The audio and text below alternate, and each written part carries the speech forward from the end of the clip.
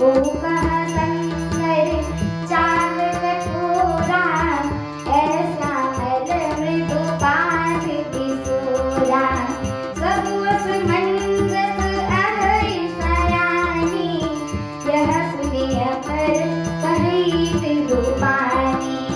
सखी न कहा को हस कहनी, बड़ प्रभाव देखत लघु अहै। परसि जासु पद पंकज दूरी, करि अहिल्याकृत आग भूरि।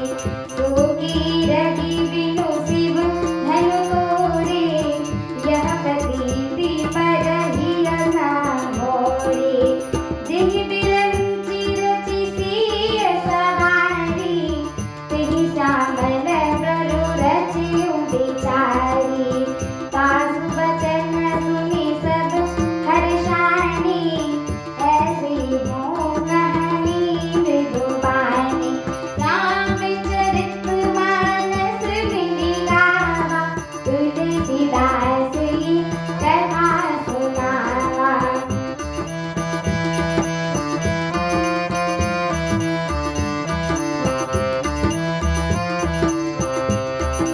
किया हर्षहि मर्षहि सुमन, सुमुखि सुलोचनि वृंद।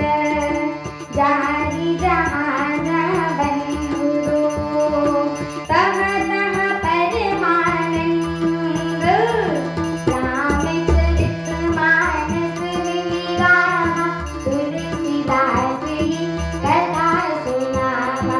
रामचरित मानस मिलि गावा, तुलसीदास की कथा सुनावा। अर्थात श्री रामचंद्र जी की छवि को देखकर फिर दूसरी सखी बोली कि अरे ये वर तो जानकी के योग्य है। हे सखी, यदि कहीं राजा इन्हें देख ले तो प्रतिज्ञा छोड़कर हठपूर्वक इन्हीं से विवाह कर देगा। किसी ने कहा राजा ने इन्हें पहचान लिया है और मुनि के सहित इनका आदर पूर्वक सम्मान किया भी है। परंतु हे सखी, राजा अपना प्रण नहीं छोड़ेंगे। वह होनहार के वशीभूत होकर हठपूर्वक अविवेक का ही आश्रय लिए हुए हैं। कोई कहती है कि यदि विधाता भले हैं और सुना जाता है कि वे सबको उचित फल देते हैं, तो जानकी को यही वर मिलेगा। हे सखी, इसमें कोई संदेह नहीं है। जो देव योग से ऐसा संजोग बन जाए तो हम सब लोग कृतार्थ ही हो जाएंगे। हे सखी, मेरे तो इसी से इतनी अधिक आतुरता हो रही है कि इसी नाते कभी ही यहाँ आएंगे। नहीं तो विवाह नहीं हुआ ना, तो हे सखी सुनो, हमको इनके दर्शन दुर्लभ हैं। यह संयोग तभी हो सकता है जब हमारे पूर्व जन्म के पुण्य बहुत हों। दूसरी ने कहा कि हे सखी, तुमने बहुत अच्छा कहा, इस विवाह से सभी का परम हित होगा। किसी ने कहा शंकर जी का धनुष बहुत ही कठोर है और ये सांवले राजकुमार कोमल शरीर के बालक हैं।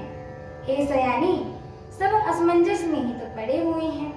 यह सुनकर दूसरी सखी कोमल वाणी से कहने लगी कि अरे सखी, इनके संबंध में कोई कोई तो ऐसा भी कहता है कि ये देखने में तो छोटे हैं पर इनका प्रभाव बहुत बड़ा है।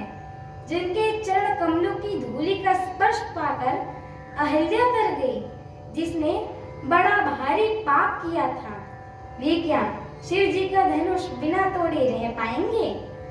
इस विश्वास को भूलकर भी नहीं छोड़ना चाहिए। जिस ब्रह्मा ने सीता को सवारा रचा है, उसी ने विचार कर सांवला वर भी रच रखा होगा।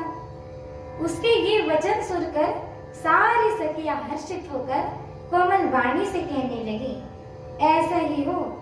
सुंदर मुख और सुंदर नेत्रों वाली स्त्रियों के समूह हृदय में हर्षित होकर फूल बरसाने लग गए।